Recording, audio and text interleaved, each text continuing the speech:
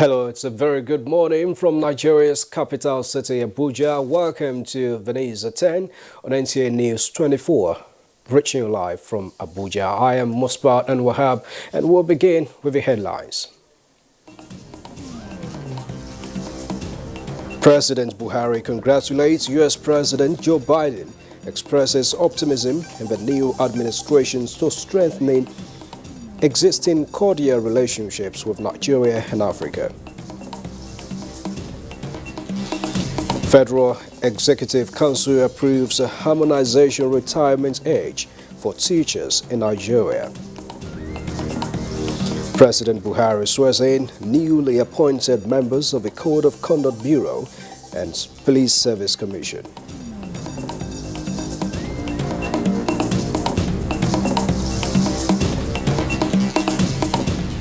Islamic scholar secures truce with bandits and kidnappers in Kaduna State.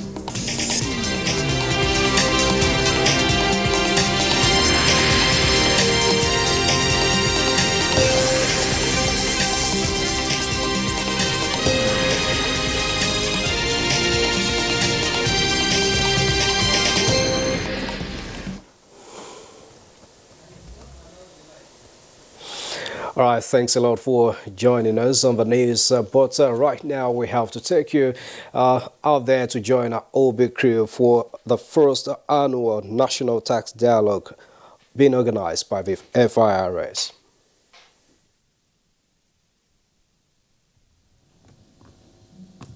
Once again, thank you all for coming. We appreciate and we are grateful for all the special guests who flew in and to make this occasion what it is. We'll be commencing immediately with the welcome address by the Executive Chairman of the Federal Inland Revenue Service, Mohammed Nami.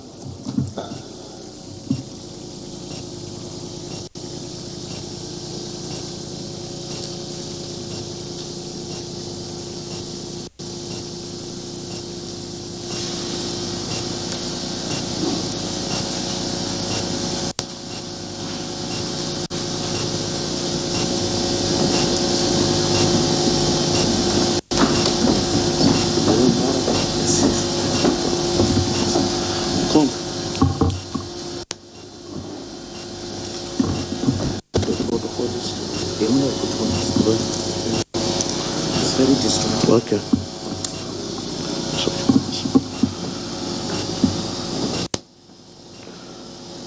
Good morning.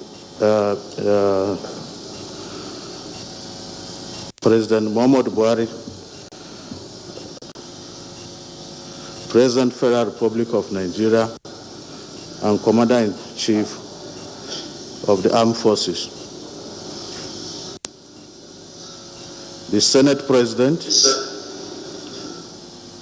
and Speaker, House of Representatives, the Executive Governor of Lagos State, the Group Managing Director, NNPC, the Controller General of Customs, my distinguished board members, invited guests, ladies and gentlemen. It is with a heart filled with gratitude that I welcome you to this historic maiden edition of the National Tax Dialogue. It gladdens my heart that we are able to initiate this important dialogue that seeks to redefine our perception and approach to taxation in this country. For us at the Federal Inland Revenue Service, we are convinced more than ever before that indirect taxes can become a live wire of the Nigerian economy if properly harnessed. It is as a result of this conviction that we deemed it necessary to put together this all-important conversation. You will agree with us that for taxation to grow beyond just being a mere tool for revenue generation, it must be seen to be merely the mainstay of the economy, which serves the developmental needs of the citizens. Without a doubt, tax is today gaining currency as a defining factor for functioning of government in all ramifications. The universal collapse of traditional government revenue sources and the consequential resort to tax is a testimony. The well-known arms race among nations is gradually giving way to tax race. The international struggle for and against digital services is just the beginning of the tax race. It is a race for all nations, developed or developing. And for Nigeria, it is a must-win race. The challenges of tax administration in Nigeria is a product of many factors, such as improper tax-paying culture, which evolve over time, inadequate tax education, disconnect among government agencies, trust deficit between citizens and government on the utilization of tax revenue, multiplicity of revenue collecting agencies, and advent of digitalized economy. In order to overcome these challenges and improve tax revenue, the input of everyone is required. A whole government approach is required, such as the harmonization of government processes, improvement of collaboration among government agencies, harmonization of taxes and incentives, and synchronization of trade, monetary and fiscal policies. The digitalization of taxation is an embarrassing issue, an all-embarrassing issue that requires collection efficiency, transparency, and revenue assurance in Nigeria. It is a common knowledge that a nation which hopes to win a race must put her best team forward. The National Tax Dialogue is an avenue for perfecting strategies for winning the tax race. The FRS is providing the platform for everyone willing to propose unbiased ideas that will help Nigerians win the race at all levels. As such, tax dialogue is for all. The main objective of National Tax Dialogue is to bring together world-class professionals in every field of human endeavors to generate expert ideas that will aid tax policy formulation and strengthening tax administration. At each edition of the National Tax Dialogue, contributors are expected, among other things, to examine the role of each level or arm of government in the Nigerian tax system with a view to recommending necessary legislative, executive, or administrative actions. Propose appropriate strategies for sustainable revenue mobilization in Nigeria. Suggest updates to the national tax policy and advise federal government on the effective implementation of the national tax policy. Profile ideas on how to attain better collaboration among government agencies, particularly Ministry Department agencies, Central Bank of Nigeria, SEC, and government revenue generating agencies, including FRS. Advice on digitalization of tax administration in Nigeria. Provide expert ideas for efficient management of national tax expenditure, and recommend measures that will promote collaboration among revenue generating agencies in order to optimize revenue for the Federation. The world is witnessing unprecedented challenge with the COVID-19. A second wave is ravaging all countries, including Nigeria, and the economy was accompanying the pandemic is worsening by the day. Expectedly, many countries are adopting counter-cyclical fiscal measures to circumvent looming economic depression. The approach of many countries is to spend more while reducing taxes. Nigeria is in a difficult state, and there are not enough savings to spend. The government has had to resort to borrowing in order to support its expansionary budget in recent years. Nigeria's low tax to gross domestic products ratio is in itself a cause for serious concern. According to Nigerian Bureau of Statistics, Nigeria recorded a total collection of about 8.8 trillion from all sources in 2019, translating to a tax to GDP ratio of just 6%. This is rather backward and far from the required revenue needed to buoy up an economic heading south. One of the solutions is to shift tax from income onto spending, which can easily be achieved using indirect taxation. This strategy is in consonance with the Nigerian tax policy, which provides that the tax system should focus more on indirect taxes, which are easier to collect and administer and more difficult to evade. This is the most widely accepted direction the world over. The foundation for the move towards indirect taxation was laid in the Finance Act 2019 with a change in the rate of value-added tax from 5 to 7.5%. The service is making very good progress in implementing the change. This is reflected in the VAT collection in 2020, which exceeded that of 2019 by over 25%, notwithstanding the fact that the economy was shut down for about 5 months. Similarly, FI significantly improved revenue from stamp duties in 2020 to over 600% of 2019 collection. It is expected that further legislative interventions will be made to enhance revenue from indirect taxes. Business are fast dumping the brick-and-mortar model for online digital model. Tax authorities across the world are similarly adopting digital models in their approaches to taxation. Indeed, it is imperative to digitalize tax administration, as doing otherwise will result in a near zero revenue collection in the near future. The FRA started the journey to automation several years ago when it launched Project FACT. Several other initiatives were launched to further take advantage of evolving technology in taxpayer registration, online payment platforms, remote filing of returns, etc. However, there was very limited resources with the various initiatives due to inadequate statutory framework.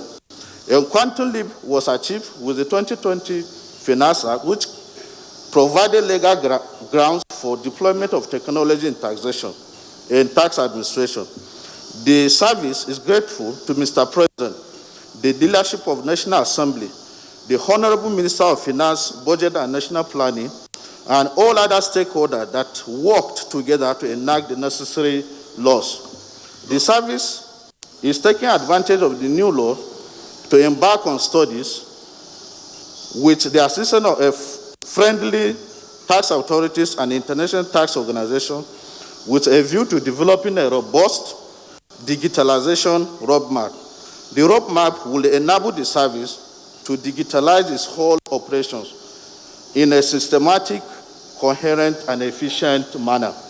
There is so much to look forward to in the coming years. The FRS is starting this decade with the resolve to leapfrog tax administration into the digital age.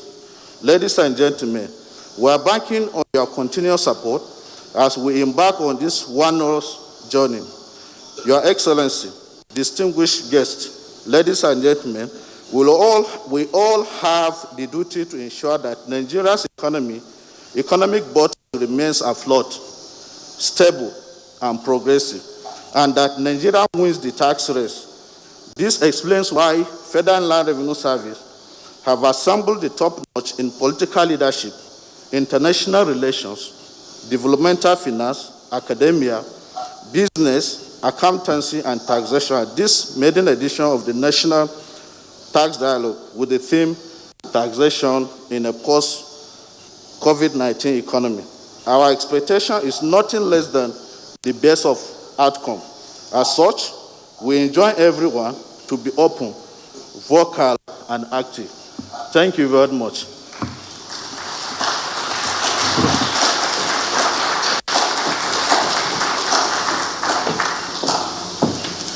Another round of applause for the Executive Chairman, Federal Inland Revenue Service, Chairman Joint Tax Board, Mr. Mohamed Nami, for clearly articulating the very, very important initiatives taken by this administration to ensure that this national cake is bigger, to bring in the resources and the funds needed to help finance government projects and programs to improve and enhance the lives of our teeming population. And we thank you so much, sir. It's my honor and privilege to now invite to speak to us online, joining us virtually, the chief host for this event and Honorable Minister of Finance, Budget and National Planning, Mrs. Zainab Ahmed. Thank you, ma. A round of applause for her as she takes our address. Thank you very much, Your Excellency, the President of the Federal Republic of Nigeria, the Senate President, the Speaker of the House of Representatives, members of the Federal Executive Council, Chairman and board members of the Federal Inland Revenue Service, heads of agencies, distinguished guests, ladies and gentlemen. It is a real honor and a privilege for me to be in this first national tax dialogue. It is clear that the growth of our economy and our ability to provide the necessary revenue to support government in its determination to facilitate better life for all Nigerians depends especially on pulling together as a nation actionable ideas through dialogues like this one and faithfully implementing the good ideas that come out of such dialogue. As you know, the COVID-19 pandemic has complicated a lot of issues leading to, among other things, cyclical economic crisis. There is also a significant fall in crude oil prices, resulting into huge funding gap for government. This trend is projected to continue into 2021, hopefully not beyond, as the pandemic continues to disrupt economic activities globally. The lockdowns that had to be taken by government in 2020 and the associated reduction in economic activities during those periods are expected to bear negatively on companies' 2021 taxable profits. The extent of the revenue decline from corporate income tax may not be known until mid-June 2021, when most companies will be filing their tax returns for the year. But despite government's best effort in providing palliatives to cushion the effect of the pandemic on businesses, families, and individuals, the impact has not been as severe. Many people are struggling to provide food and other basic needs, while a lot of businesses are struggling to keep their employers in work. The situation has presented government with a very difficult task of balancing the need to support struggling businesses and families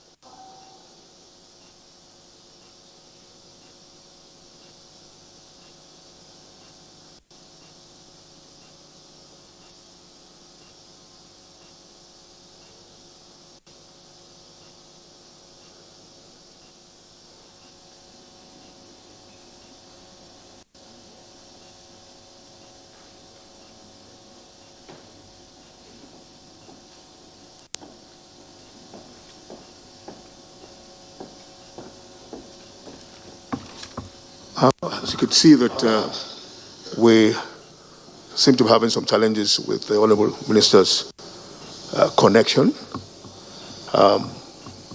Maybe Ma, you will complete your address in the latter part of the program. So that, thank you, Ma. We will proceed to take good messages, and we'll start from the representative of the Senate President, Senator Issa Jibril. Let's welcome him warmly with a round of applause. Thank you, sir. Apologies.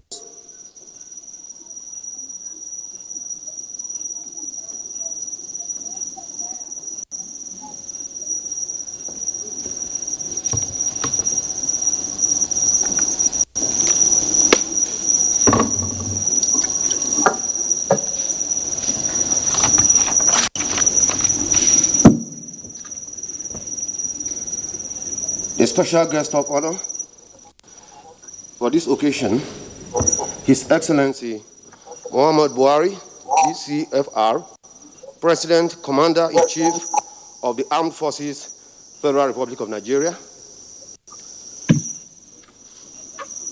The guest of honor and Speaker, House of Representatives, Right Honorable Femi Gbajabiamila, very well represented. The chairman of the occasion, His Excellency Dr. Kayode Fayemi, the Executive Governor of Ekiti State and Chairman, Nigeria Governors Forum,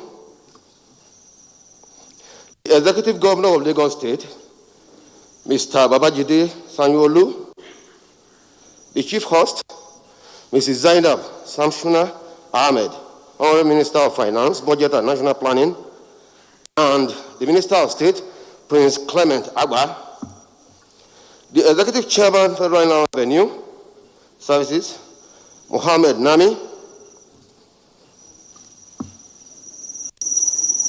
various heads of government agencies here present, in particular the Group MD of NNPC, representatives of various private sector interests, very well present here, distinguished ladies and gentlemen, members of the press. First, I want to appreciate the efforts of the board, management, and staff of FRIS for the various initiatives that they've embarked upon, the results of which are already manifesting. I am most pleased to be a special guest at this important dialogue. It is surely coming when we need to be innovative in sectors concerned with revenue generation. The COVID-19 pandemic has been most virulent and has disrupted practically every sector of our lives.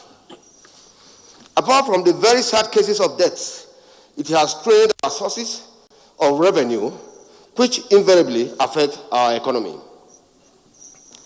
The challenge is now for us to be creative and to be prepared to sustain the new ideas and policies we are coming up with. I see the initiative of an annual dialogue on taxation as one step in the right direction. This is because of the benefits of pulling experts together for their thoughts on a crucial issue like taxation. I therefore heartily congratulate you for this initiative. It is important to add that uncertain times like this require a higher level of alertness. The alertness should not only be on consolidating on old and existing gains, but on charting new directions in line with unfolding realities. I reckon you identified this in your plans around discerning what the new normal will be for taxation in the post-COVID era. We have severally stressed the need that diversifying our economy away from oil is now urgent. I'm talking further about diversification of our economy. I want to state here emphatically that is very, very crucial now than ever before. First, because of the unpredictable nature of the world oil market. Secondly, we should very much be mindful of alternative sources of energy that have been developed all over the world.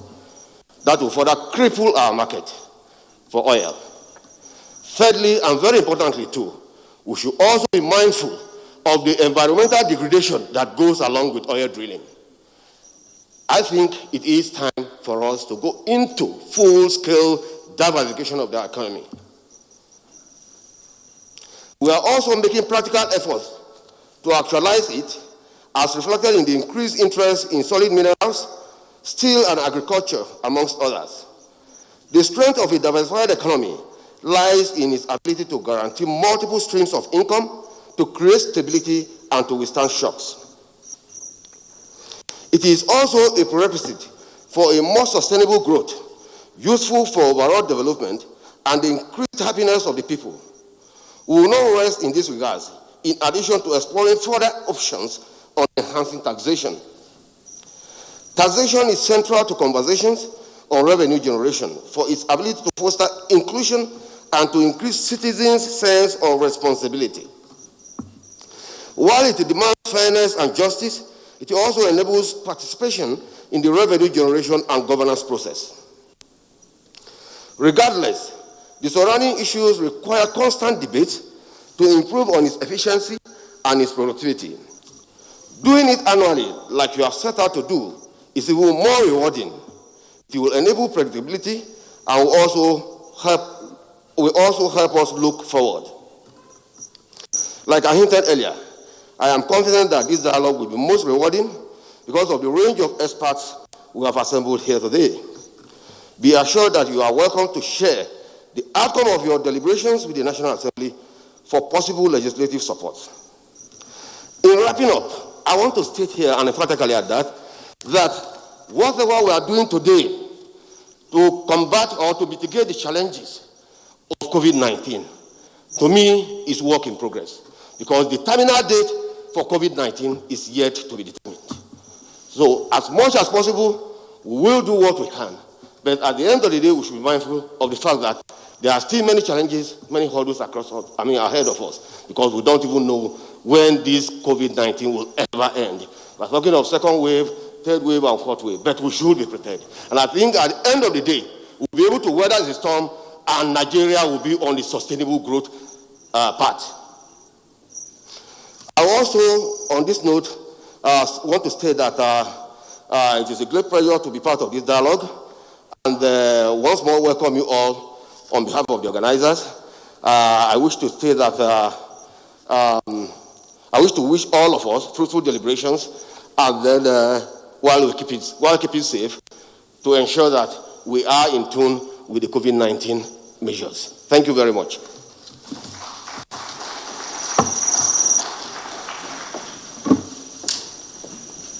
A round of applause for the rep of the Senate President, and thank you, sir, for reiterating the commitment of the Senate to supporting the executive in enhancing tax revenue generation. We're grateful. Excellencies, ladies and gentlemen, if you permit, we will go back to the minister just for her to round up our statement. Thank you, ma'am. Well, thank you very much, and apologies, technology failed me there. I just want to continue by reiterating that the President assented to the Finance Bill 2019, and in that bill contained exemptions that were given to small businesses that were to pay zero tax, and also a reduced tax rate for medium-sized businesses. Furthermore, in the Finance Bill of 2020, there are further relief that has been provided by for taxpayers, specifically that workers earning minimum wage will not be subjected to a personal income tax. And also, we have been able to reduce the minimum tax rate threshold for businesses by 50%. These actions that government took were deliberate. We decided that it is not a time to impose any new taxes or to impose more challenges on the taxpayer.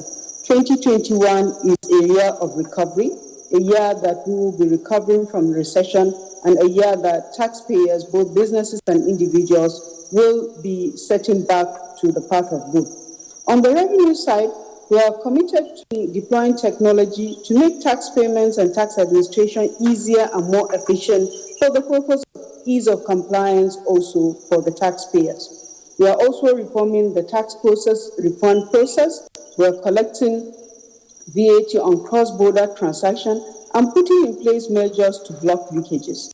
We are also continuing our monitoring efforts and enhancing taxation of multinational enterprises, which are doing businesses in Nigeria. The Finance Act 2019 contains a provision that allows us to use the concept of significant economic presence and brought it into our domestic legislation last year, starting with the taxation of income generated via business, digital platforms and other online platforms. This year, we continue our work with OECD inclusive framework to stop base erosion and profit shifting.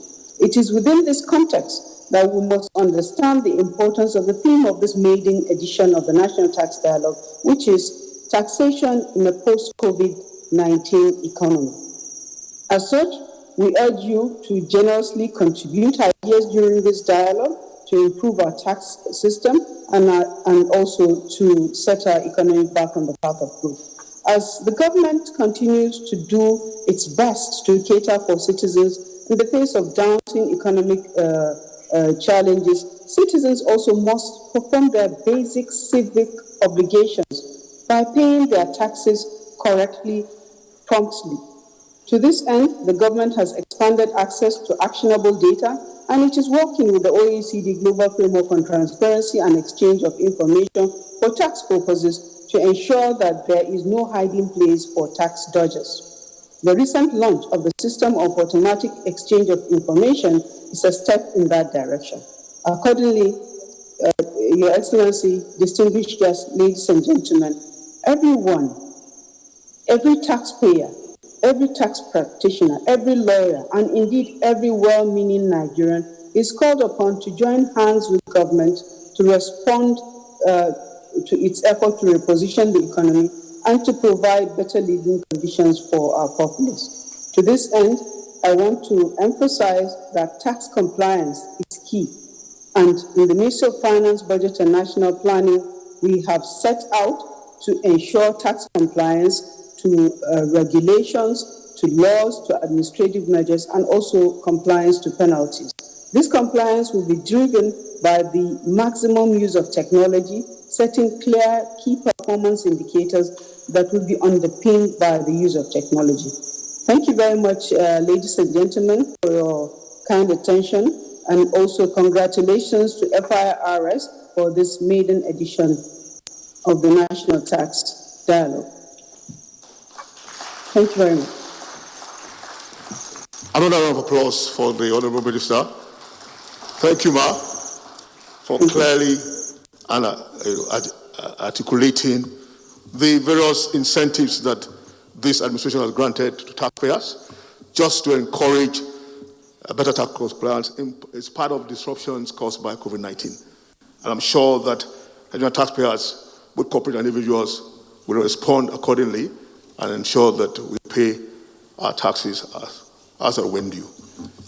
We will continue to take the good message and our appeal for them to be brief. Your Excellencies, ladies and gentlemen, we will call on the Honorable Soidu Musa Abdul, the representative of the Speaker of the House of Representatives, to bring a good message. A round of applause for him. Thank you, sir.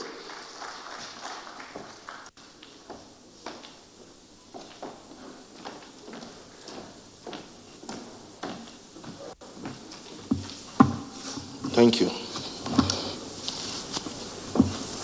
Your Excellency, the President Commander-in-Chief of the Nigerian Armed Forces, President Muhammadu Buhari,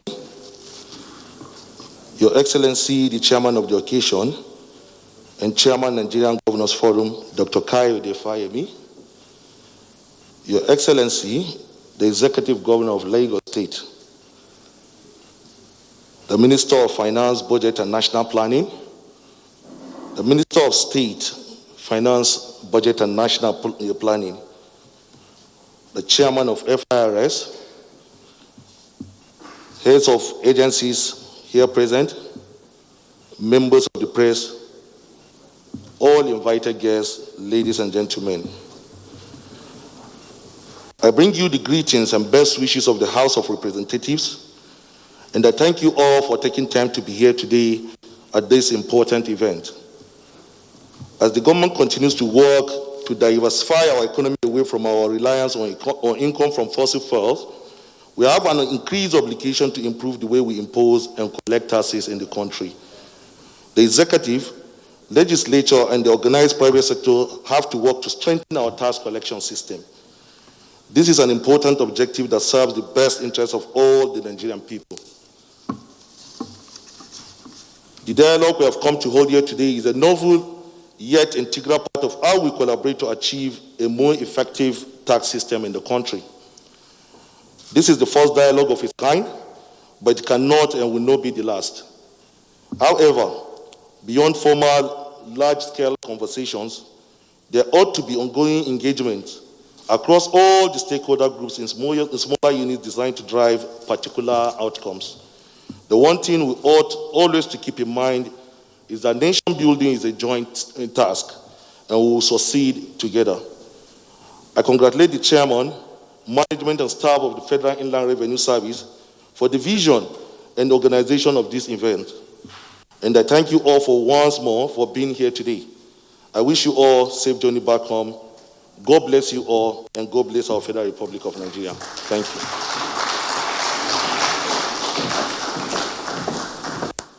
Another round of applause for Representative Said. Thank you very much, sir. It's now my honor and privilege to call on the chairman of this occasion, His Excellency, the Executive Governor of Ekiti State, who is also the chairman of the Nigerian Governors Forum, to bring his remarks, Dr. Olukade Fayemi. Welcome, Your Excellency. Thank you, sir.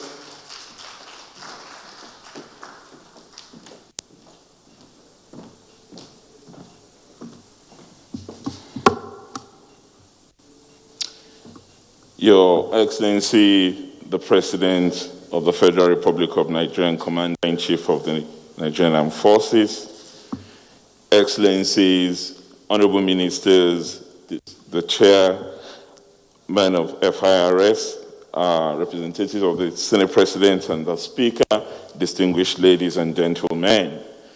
I'm very pleased to be here today to witness this inaugural annual dialogue on taxation. And I want to thank the chairman of FIRS for asking me to chair this important occasion. I've looked forward to this event for a while because with the pedigree of speakers at the event, I'm sure Nigeria's tax environment will be sufficiently enriched by the dialogue. As we are all aware, the impact of COVID-19 has not only exposed that every society is only as strong as its weakest link.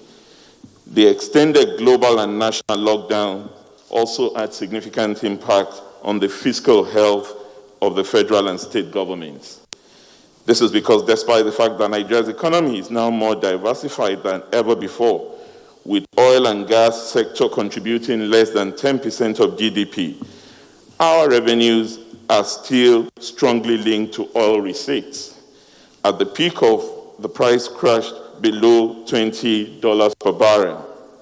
FAC receipts dropped below 650 billion naira monthly, a level long regarded as the minimum for fiscal sustainability. This means as we continue to diversify the economy, we must pay more attention to the growth of non-oil taxes. While we at the state level must also strengthen our internally generated revenues. I must commend the FIRS for its performance in the 2020 fiscal year, despite operating in the most challenging period many of us have experienced. The service not only collected 4.9 trillion in taxes, achieving 98% of its target, only 30.6% of this was attributed to petroleum profit tax, from what used to be over 50%. It means we are starting to see a diversification of revenues, tracking the economic diversification objectives of the APC government. Whilst I acknowledge the progress we have made especially with the use of technology for filing, assessment, and payment. I hope the speakers and discussants at this dialogue will interrogate how Nigeria can further deepen the use of technology to improve tax compliance nationally and across subnationals. While the early results of COVID-19 vaccines fill us with hope, the pandemic is still very much with us, and it has probably led to permanent changes in our world as we used to know it. It has taught us to embrace technology, and we must continue to deepen its use to make tax payments more convenient. We must also strengthen accountability because there is a stronger need to reduce the trust deficit between governments and the governed. This is why I am pleased that the Nigerian Governors Forum has deepened its partnership with the Federal Ministry of Finance, Budget and National Planning to implement the World Bank-supported State Fiscal Transparency, Accountability and Sustainability Program, SIFTAS. This program not only ensures that states publish their financial information to improve transparency, it also provides a framework for citizens' engagement during budgeting and supports states to improve revenue collection, especially by supporting land administration reforms. This is aligned with the Open Government Partnership, which Nigeria and several states have signed up to. We will see a significant reduction in the trust deficit that still exists. I am confident that my brother governors will speak some more on these reforms in their respective states. We also need to interrogate how to organize our economy better to attract both domestic and international capital. As the New England slogan thoughtfully reminds us, a rising tide lifts all boats. It is therefore important to ensure we have the tools to attract private capital, boost economic activity, which will in turn boost taxes. I hope the speakers and panelists interrogate the conditions required to encourage and sustain capital formation, which ultimately leads to the creation of jobs. This will free government to focus on social services like basic education and healthcare, security and the rule of law, and ease the fiscal pressure currently placed on the federal and state governments. I'm hoping that we can discuss how to further deepen the collaboration between federal and state tax institutions using the Joint Tax Board and other mechanisms. We are already seeing improvements across states, even with the impact of COVID-19, and I'm confident the result of deepening such efforts will see a growth in our tax GDP ratio. This is why we must develop long-term solutions that improve revenue collections, whilst also balancing the need to provide some economic stimulus, some of which are contained in the new Finance Act. States have also sought to balance this by improving the collection outside payroll taxes, despite the need to offer some relief to offset the impact of COVID-19. Finally, Excellencies, distinguished ladies and gentlemen, today, 70% of Nigeria's population is under 35 years of age, with the median age of our population put at 18 years. These statistics have significant implications for taxation. It means a significant proportion of our population will soon come into the workforce, and while this comes with the pressure of job creation, it is also a golden opportunity to introduce first-time taxpayers to civic responsibility by adopting technology. I look forward to an enriching dialogue and thank the organizers for inviting me to chair this occasion. Thank you. God bless you. God bless the Federal Republic of Nigeria. Another round of applause for His Excellency. And thank you, sir, for once again expressing the commitment of the governors through the Governors Forum to work with the federal together just to enhance tax compliance across the country, both at the federal and state level. Once again, thank you, sir. We will take a keynote address at this point. Will be joining us virtually the president of the African Development Bank, who will be speaking on taxation in post-COVID-19 economy. will receive that keynote address from Dr. Akinwumi Adesina, President of the African Development Bank, and that will come virtually. Once again, let's put our hands together for the ADB President. Please go ahead.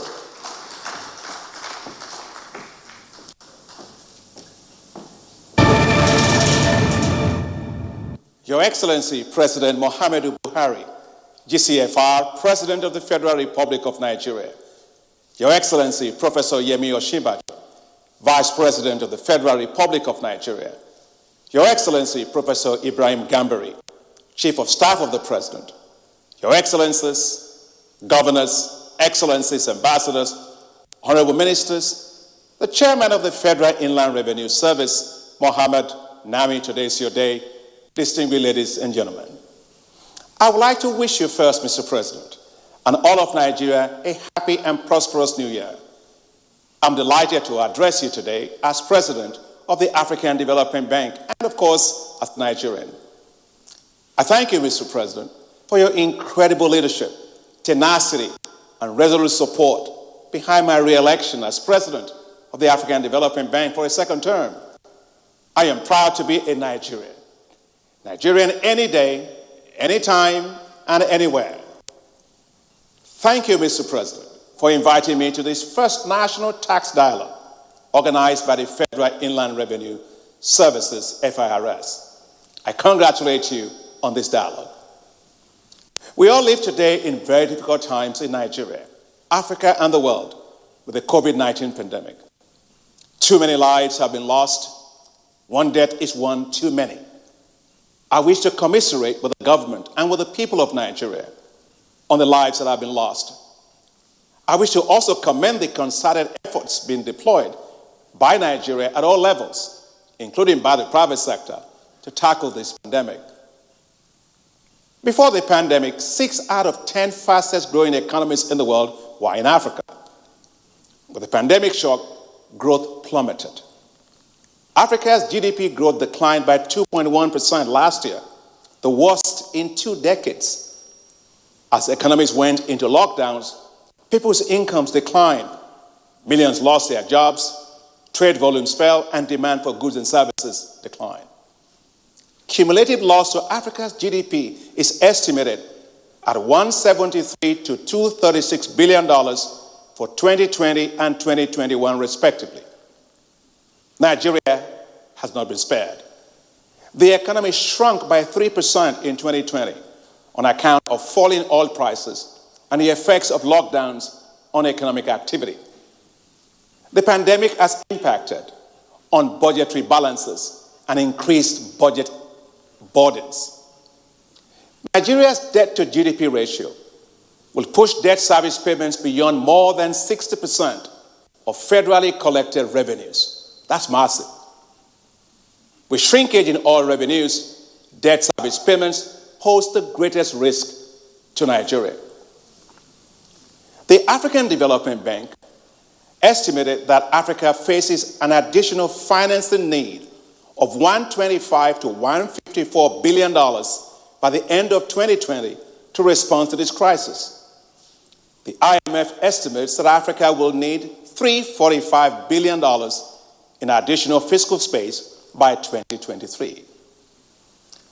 Africa's debt also is rising. Debt to GDP, which has been stable at 60%, has suddenly risen to 70 to 75% of GDP. The bulk of the debt has been for private bond issuances on the global capital markets, otherwise called the Eurobonds.